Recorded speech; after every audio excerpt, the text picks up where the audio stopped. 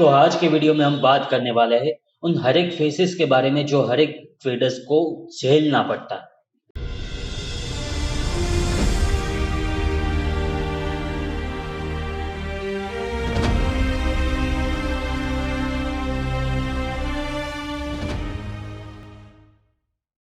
तो जब आप लोगों को ट्रेडिंग में लॉस हो रहा है तो आप लोगों को लगता होगा कि सिर्फ आपको ही लॉस होता है क्योंकि आप जी रहे हो एक टॉक्सिक मीडिया यानी कि आप इंस्टाग्राम देख लो, आप यूट्यूब देख लो या आप ट्विटर देख लो। यहाँ पर हर कोई अपना प्रॉफिट शेयर करना चाहता है, कोई भी अपना लॉस नहीं दिखाता। पर मैं आज आपको बात करने वाला हूँ मार्केट विजार्ड में लिए गए हर एक इंटरव्यू के बारे में। तो जब आप लोग मार्केट विजार्ड पढ़ोगे या बड़े से बड़े ट्रेडर्स के इंटरव्यू पढ़ोगे तो आपको ये फेस कॉमन लगने वाला है, जो आपके साथ भी अभी हो रहा है या मेरे साथ हो चुका है या बड़े से बड़े ट्रेडर्स ने वो फेस निकाल दिए तब जाकर वो वहां तक पहुंचे। तो सबसे पहला फेज कि जब आप ट्रेडिंग स्टार्ट करोगे तो सबसे पहले आपका काम करने वाला है बिगिनर लक।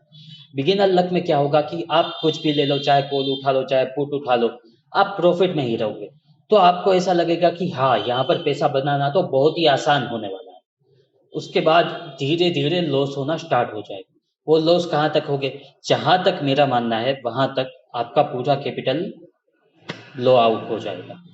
तो ये सबसे पहला फेस होता है जो बोला जाता है बिगिनर फेस, कि जब आपको कुछ भी नहीं आता इसकी वजह से आप सब कुछ लॉस कर देते हो। उसके बाद क्या होता है कि उसके बाद डिवाइड हो जाते हैं। सपोज कि 10 लोग आए थे तो 5-6 लोग वैसे ही ट्रेडिंग छोड़ देंगे कि बोलेंगे कि ये ट्रेडिंग जुआ है, यहाँ पर कुछ भी नहीं हो सकता, ये एक सट्टा बाजार है। और कुछ गिने चुने लोग वहां पर टिक जाएंगे, वो और कुछ नया सीखना स्टार्ट कर देंगे। उसके बाद वो फिर से कुछ कैपिटल का अरेंजमेंट करेंगे और फिर से आगे बढ़ना स्टार्ट कर। अब दोबारा लॉस होने वाला है। क्यों? क्योंकि आप सीख रहे हो। तो अब जो लॉस होगा वो सीखते सीखते आपका लॉस होने वाला है।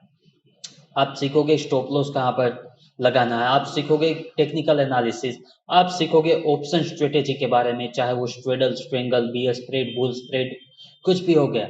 या आप सीखोगे कि टेक्निकल एनालिसिस कैसे वर्क करता है, ट्रायंगल पैटर्न कैसे वर्क करती है, हेड एंड शोल्डर क्या होता है, वगैरह वगैरह। आप सब लोग पैटर्न को सीखोगे, उसके बाद पैटर्न पर ट्रेड लेना स्टार्ट करोगे।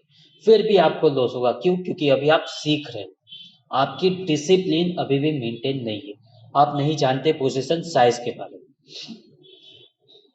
ओके, तो इन फेज से जब आप निकलते हैं तब भी शायद आप वहां तक पहुंच जाओगे कि आपका कैपिटल फिर से 80 to 100% बस्ट हो जाता है। अब आप फिर से यहाँ पर एक पार्ट हो जाता है। अब जो गिने चुने लोग थे उनमें से भी काफी लोग निकल जाएंगे, ये बोलेंगे कि ट्रेडिंग मेरे लिए कोई काम का ही नहीं है, ट्रेडिंग मेरे लिए बना ही नहीं है, इससे अच्छा है मैं कुछ और प्रोफेशन ट्राई कर लूँ। और चंद लोग यहाँ पर फिर से टिकने वाले हैं। वो लोग अब काम करेंगे अपनी डिसिप्लिन और साइकोलॉजी पर। क्यों? क्योंकि उसको टेक्निकल एनालिसिस आ गया है, उसको ऑप्शन स्ट्रेटेजी आ गई, उनको एग्जैक्टली प्रॉफिट बनाना आ चुका है। अब बारी है डिसिप्लिन और साइकोलॉजी पर काम करने की। अब लोग वो काम करने वाले हैं डिसिप्लिन अब साइकोलॉजी। अब क्या होगा कि अब उन्होंने जितना भी कैपिटल लूज किया था उन सबको वो रिकवर करेगी। उन रिकवर करने के बाद अब वो धीरे धीरे प्रॉफिटेबल होना स्टार्ट कर देगी। अब जब वो प्रॉफिटेबल होना स्टार्ट कर देगी तब उनमें एक गुरूर आ जाता है कि हाँ, अब स्टॉक मार्केट का किंग तो मैं ही हूँ, I am the God of the stock market. कभी कभी लगता है अपन ही भगवान है ना? ऐसा कुछ सीन उनके साथ स्टार्ट हो जाता है।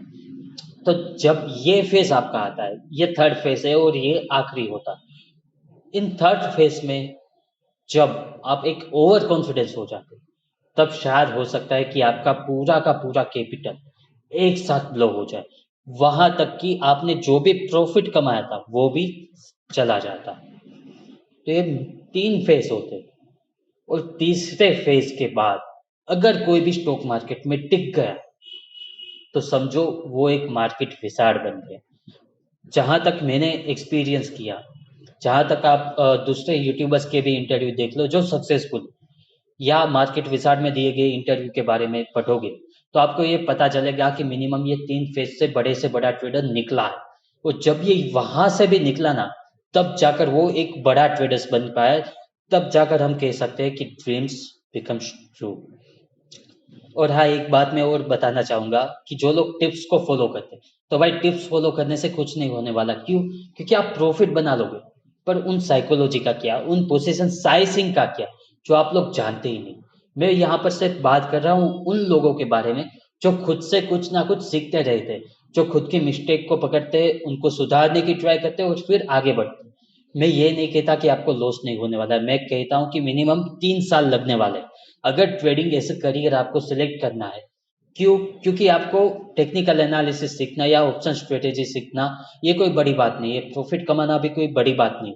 सबसे बड़ी बात आएगी साइकोलॉजी की, और साइकोलॉजी हमेशा वक्त के साथ आती है। हम जब कहते हैं ना कि छोटा बच्चा होता है, एक बड़ा होता है, फिर हम कहते हैं कि मेच्योर हो चुका, तो वो मेच्योरिटी वक्त के साथ आती है, वो ऐसे ही नहीं आ जाती। तो ठीक उसी तरह के ट्रेडिंग में भी कुछ ऐसे बंधन हो जाते हैं कि ट्रेडिंग में साइकोलॉजी और डिसिप्लिन भी आपको वक्त के साथ आने वाली है, ना कि एवे ही आ जाएगी। तो अगर आप लॉस कर रहे हो और फिर भी कुछ नया सीखने की हिम्मत रखते हो, और फिर भी आप ट्राई करते हो कि मैं हाँ ये लॉस रिकवर कर दूंगा, उतने आप में गट्स है, तो बिलीव मी, आप एक सक्सेसफुल ट्रेडर्स की डायरेक्शन में जा रहे हो।